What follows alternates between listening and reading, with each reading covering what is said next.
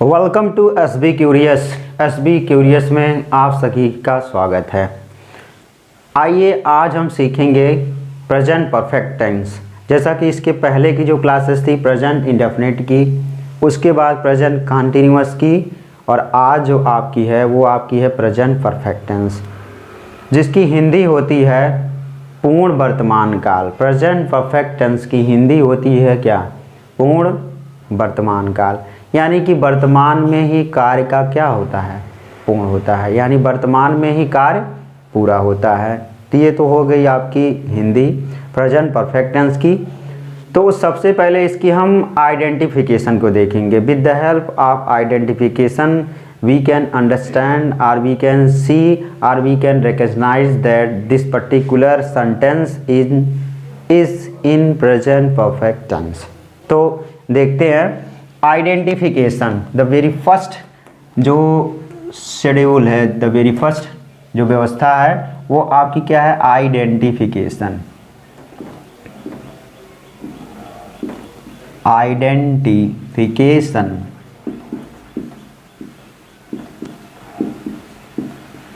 जिसकी हिंदी होती है पहचान। यहीं से बिल्कुल शुरुआत करते हैं आइडेंटिफिकेशन में। तो आप देखेंगे वाक्य के अंत में, बिल्कुल एकदम शॉर्ट वे में, वाक्य के अंत में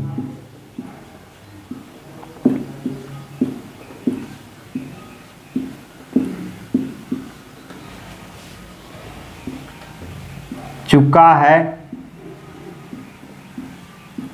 चुका है, चुकी हैं,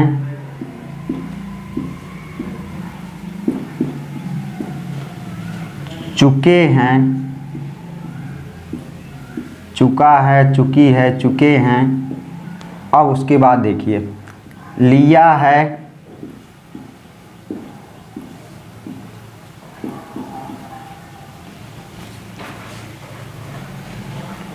दिया है,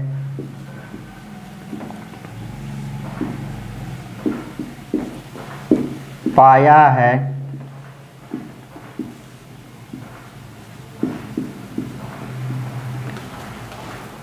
इत्यादि आता है।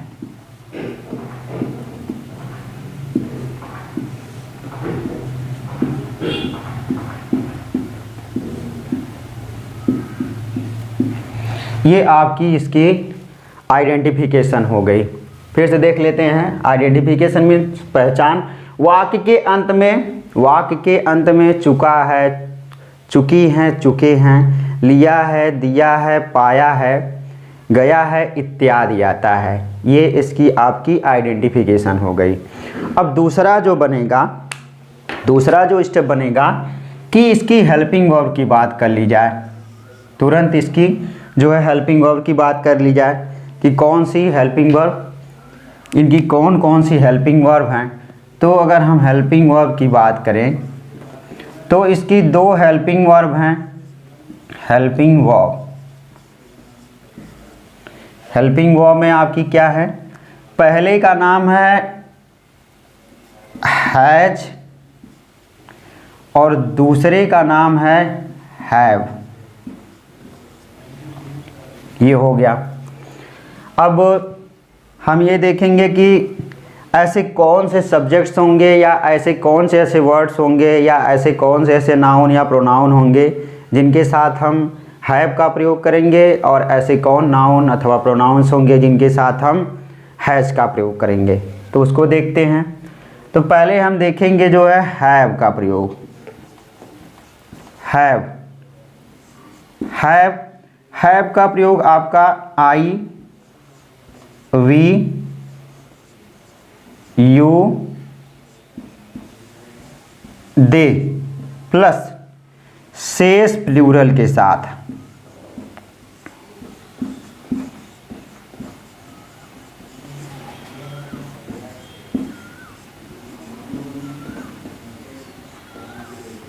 हैव का प्रयोग हो गया। उसके बाद देखेंगे हैज़ का प्रयोग। हैज़ के प्रयोग को देख लेते हैं। हैज़ का प्रयोग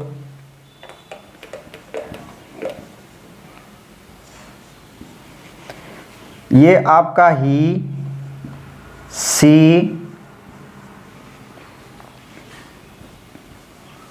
इट प्लस दुनिया का कोई भी नाम,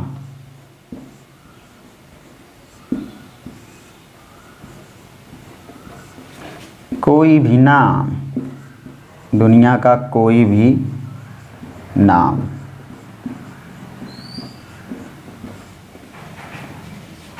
के साथ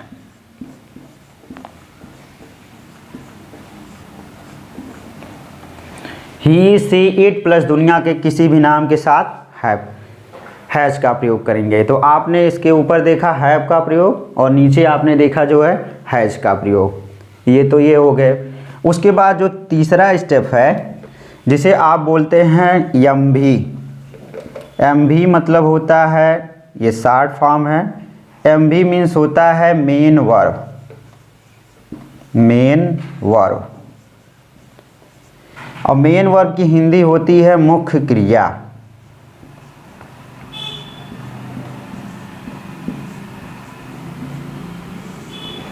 मुख्य क्रिया, मेन वर्ब मुख्य क्रिया का जो है तीसरा फॉर्म यूज करेंगे, तीसरा रूप यूज करेंगे।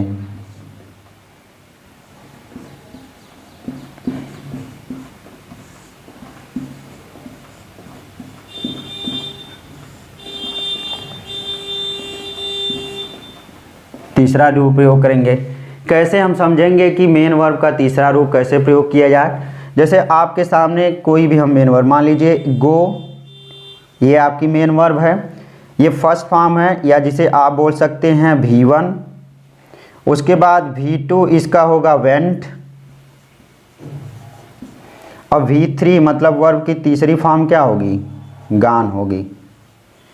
तो जितने भी हम प्रेजेंट परफेक्ट टेंस के वाक्यों का ट्रांसलेशन करेंगे उनमें हम हमेशा मेन वर्ब की थर्ड फॉर्म का यूज करेंगे। Always we will use third form of the main verb, और यू में से ऑलवेज वी विल यूज और we shall use third form of the main verb. हमेशा मुख्य क्रिया का तीसरा रूप ही प्रयोग करेंगे, ध्यान दीजिएगा।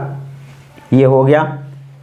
तो आपने देखा कि हेल्पिंग वर्ब्स में आपका हैज़ और हैव है। उसके बाद have, I, we, you, they plus सेस प्लूरल के साथ आप जो है हैव का प्रयोग करेंगे। ही, सी, इट प्लस दुनिया के किसी भी नाम के साथ किसका प्रयोग करेंगे, हैज़ का प्रयोग करेंगे।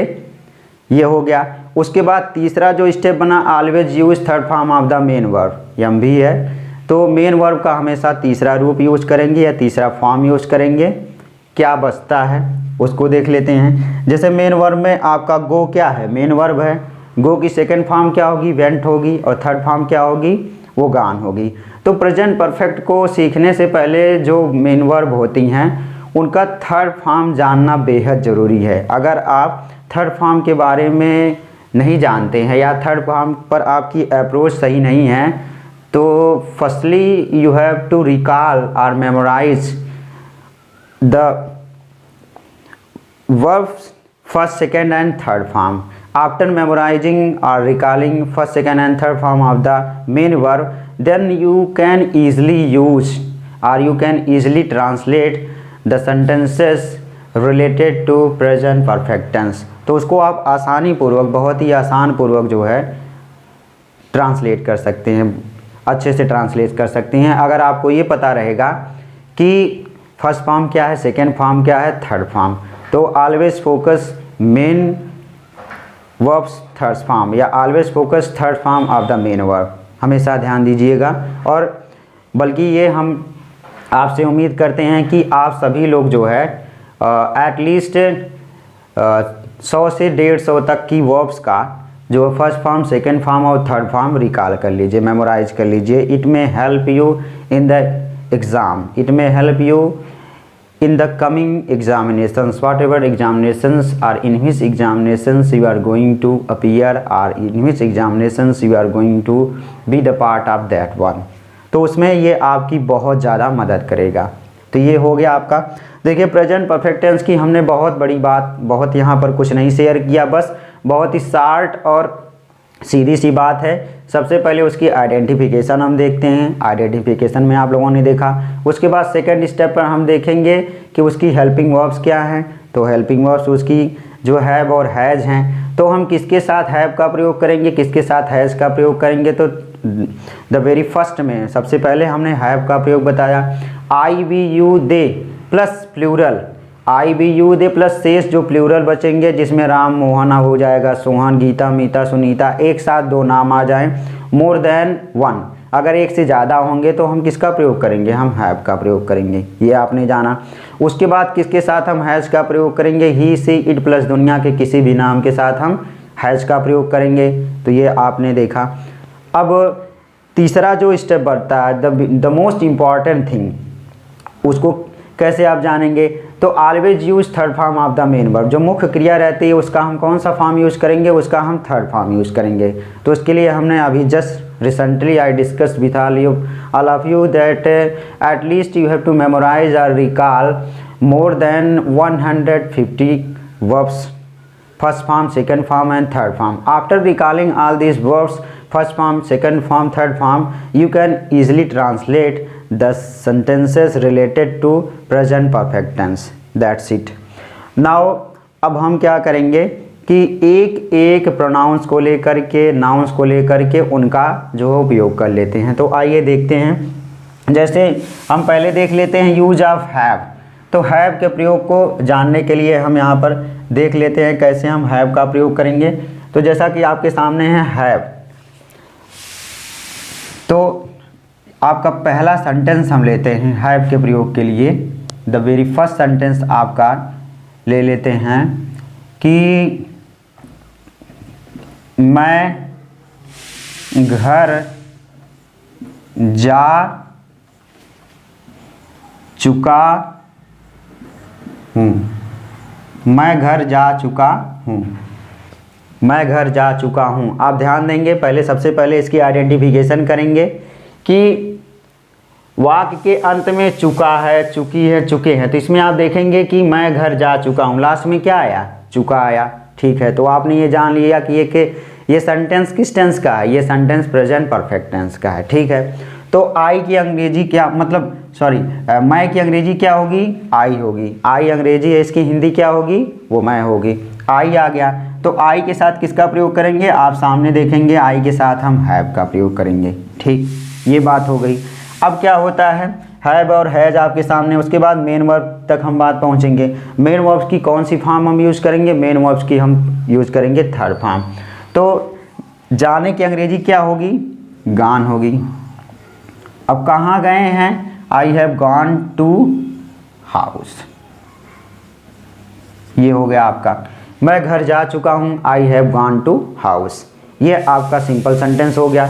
उसी तरीके से अगर आपका आ जाए कि मैं घर नहीं जा चुका हूँ, अगर आपका आ जाए जो दूसरा सेंटेंस, मैं घर नहीं जा चुका हूँ, मैं घर नहीं जा चुका हूँ, मैं घर नहीं जा चुका हूँ, तो क्या इसका होगा, आई, उसके तुरंत बाद हैव का प्रयोग, आई हैव, उसके बाद not gone to house, I have not gone to house. यहाँ पर देख लीजिए, मैं घर नहीं जा चुका हूँ, I have not gone to house, दूसरा होगा, ये आपका हो गया। अगर हम यहीं पर बात करें कि क्या मैं घर जा चुका हूँ, यहाँ पर देखिए तीसरा सेंटेंस, क्या मैं घर जा चुका हूँ, क्या मैं घर जा चुका हूँ, यहाँ पर करेंगे क्वेश्चन मार्क। हमेशा ये आप ध्यान में रखिएगा कि जब भी क्वेश्चन मार्क की बात आती है, जब भी क्वेश्चन की बात आती है, तो लास्ट में आप क्वेश्चन मार्क जरूर लगाएंगे, अन्यथा आपका सेंटेंस गलत मान लिया जाएगा, बिल्कुल गलत हो जाएगा। क्या मैं घर जा चुका हूँ, तो इसके लिए आप हेल्पिंग वर्ब को आगे लाएंगे, have I gone to home, have I gone to house, question mark लगाएंगे। ये आपका तीसरा सेंटेंस हो गया। अब हम बात करेंगे क्या मैं घर नहीं जा चुका हूँ। यहाँ से ये आपने देख लिया। अब हम यहीं पर बात करेंगे क्या मैं घर नहीं जा चुका हूँ।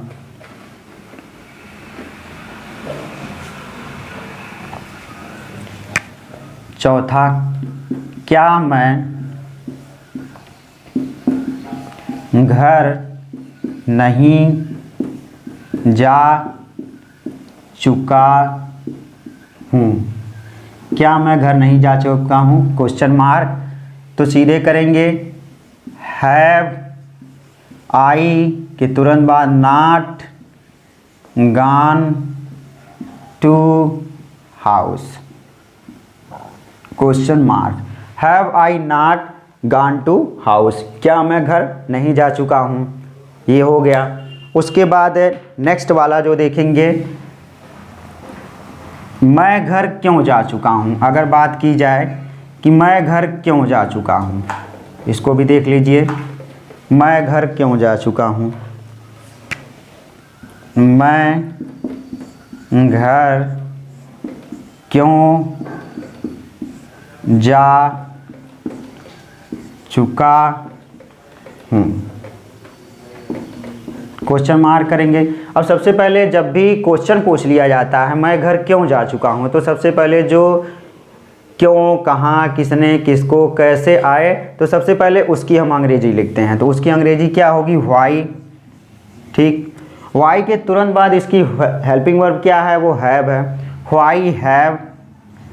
उसके बाद क्या करेंगे, सब्जेक्ट लिखेंगे, why have I gone to house, ये आपका हो जाएगा why have I gone to house, मैं घर क्यों जा चुका हूँ, ये हो गया WH टाइप पॉजिटिव। अब आपका जो छठवां बनेगा वो आपका बनेगा मैं घर क्यों नहीं जा चुका हूँ, मैं घर क्यों नहीं जा चुका हूँ। एट द लास्ट में पुट क्वेश्चन मार्क, मैं घर क्यों नहीं जा चुका हूँ। इसको देखेंगे तो आप तुरंत WH type why have I not gone to house, why have I not gone to house. तो इस तरीके से आपने क्या देखा, simple sentence, negative sentence, interrogative sentence, interrogative negative sentence, WH type positive sentence, WH type negative sentence, यानी कि 6 types के, मतलब according to structure there are 6 type of sentences, मतलब बनावट के आधार पर 6 प्रकार के सेंटेंस होते हैं जिससे आप बनाते हैं। तो इस तरीके से आपने आई का प्रयोग देखा। आई के स्थान पर अगर हम वी का यूज करेंगे तब भी आप हैव का प्रयोग करेंगे, दे का प्रयोग करेंगे तब भी आप हैव का प्रयोग करेंगे। राम, श्याम, गीता, मीता, सुनीता एक साथ 2 नाम आ जाए, मोर देन वन तो क्या हो जाएगा, प्लूरल हो जाएगा। तो उनके भी साथ आप किसका प्रयोग करेंगे, सीधे तौर पर हैव का ही प्रयोग करेंगे। अब बात आ जाती है हैज़ के प्रयोग को। तो हैज़ के प्रयोग को देख लिया जाए, कैसे उसको समझेंगे हैज़ के प्रयोग को। तो वो भी बहुत आसान है, क्योंकि जब एक कॉन्सेप्ट आपका क्लियर हो जाता है तो बचता है आपका अनदर कॉन्सेप्ट। तो अनदर कॉन्सेप्ट को क्लियर करने में बहुत ज़्यादा दिक्कत नहीं होती है। और सबसे अच्छी ट्रिक ये है कि अगर एक कॉन्सेप्ट आपने अच्छे से समझ लिया तो दूसरा जो है ऑटोमेटिक जो है क्लियर हो जाएगा, दूसरा अपने आप जो है क्लियर हो जाता है। उस पर बहुत ज़्यादा जो है दिमाग खपाने की ज़रूरत नहीं है, बहुत ज़्यादा दिमाग खर्च करने की ज़रूरत नहीं है, जैसा कि आप सब लोग जानते हैं, समझते हैं चीज़ों को। तो अब हम देखेंगे हैज़ का प्रयोग। हैज़ के प्रयोग को देख लिया जाए, जैसे वह है खाना खा चुका है। यहाँ पर देखिए चुका की ही बात हो रही है, वह खाना खा चुका है। अब वह की अंग्रेजी क्या होगी, वह की अंग्रेजी होगी ही। जब ही आ गया तो आप देखेंगे ही किस में पढ़ रहा है, हैव में पढ़ रहा है कि हैज़ में पढ़ रहा है। तो आप देखेंगे ही, सी, इट, ये किस में, कि किस फैमिली में जा रहा है, वो हैज़ फैमिली में जा रहा है। जब हैज़ फैमिली में जा रहा है तो किसका प्रयोग करेंगे, बिल्कुल तब हैज़। अब खाना खाना की अंग्रेजी क्या होगी, ईट एट ईटन होती है, ईट एट ईटन होती है। तो कौन सा फॉर्म आप यूज करेंगे, लास्ट में देखेंगे। या भी मेन वर्ब मुख्य क्रिया का तीसरा रूप प्रयोग करेंगे हमेशा, always use third form of the main verb. तो मेन वर्ब का तीसरा फॉर्म देख लेते हैं, he has eaten, he has eaten the food, ये हो गया आपका, वह खाना खा चुका है, he has eaten the food. अब दूसरा निगेटिव उसका देखेंगे, वह खाना नहीं खा चुका है, बिना लिखे, तो आपका होगा दूसरा जो है, he has not eaten the food. देखिए कट भी रहा होगा, उसको समझ लीजिएगा, he has not eaten the food, वह खाना नहीं खा चुका होगा।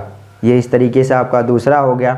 उसी तरीके से तीसरा सेंटेंस देखेंगे, क्या वह खाना खा चुका होगा, तो आपका होगा has he eaten the food, has he eaten the food, question mark करेंगे क्योंकि क्या है, क्वेश्चन है। क्या वह खाना नहीं खा चुका होगा, तो आप कर सकते हैं चौथे में, has he not eaten the food, has he not eaten the food, क्या वह खाना नहीं खा चुका होगा।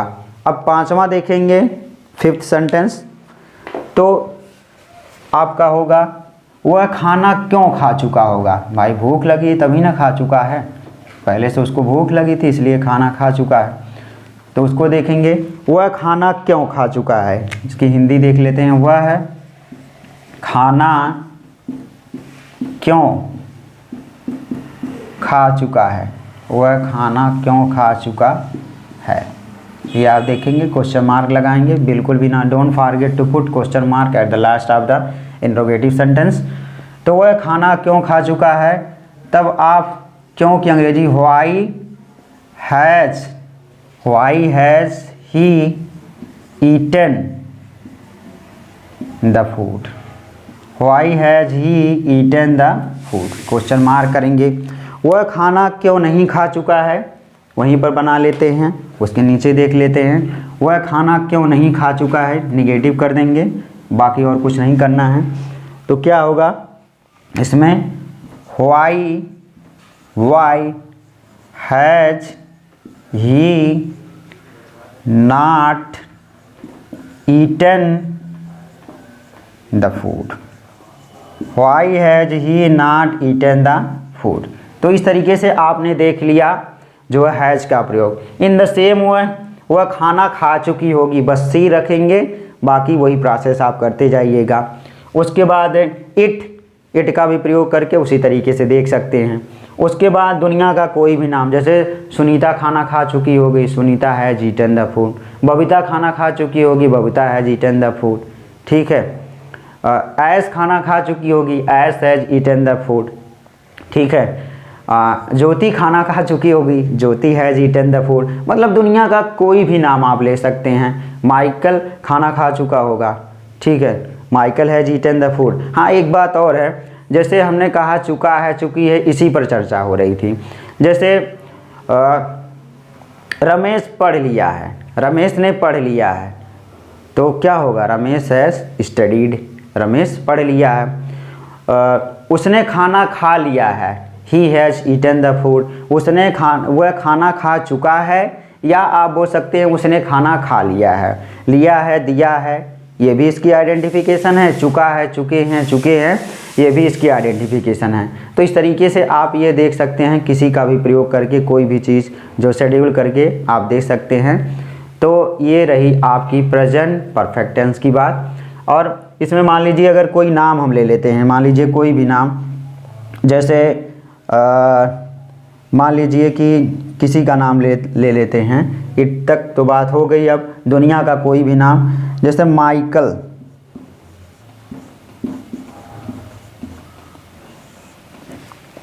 माइकल अपना कार्य कर चुका, माइकल ने अपना काम कर लिया है। माइकल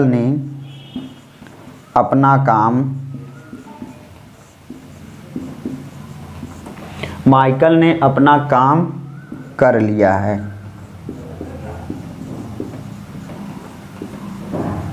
ये हो गया, माइकल ने अपना काम कर लिया है, तो क्या होगा,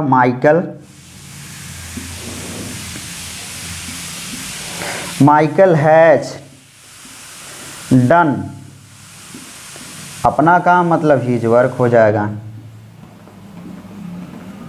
ये हो गया आपका क्वेश्चन मार्क। माइकल ने अपना काम कर लिया है, लिया है दिया, आइडेंटिफिकेशन आप कर लेंगे पहचान करके। Michael has done his work, Michael ने अपना काम नहीं किया है, Michael has not done his work. क्या माइकल ने अपना काम कर लिया, has Michael done his work.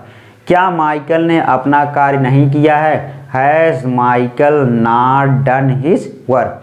Michael ने अपना कार्य क्यों किया है, why has Michael done his work. Michael ने अपना काम क्यों नहीं किया है, why has Michael not done his work. इस तरीके से आप देख सकते हैं, बना सकते हैं, चीज़ों को समझ सकते हैं। तो ये हमने पूरी कोशिश की प्रेजेंट परफेक्ट को आपके सामने जो है प्रेजेंट करने की। आई होप आप इसके साथ जो एंजॉय करेंगे, खूब मस्ती से सीखेंगे अच्छे पूर्वक। Thank you so much, always be the part of SB Curious।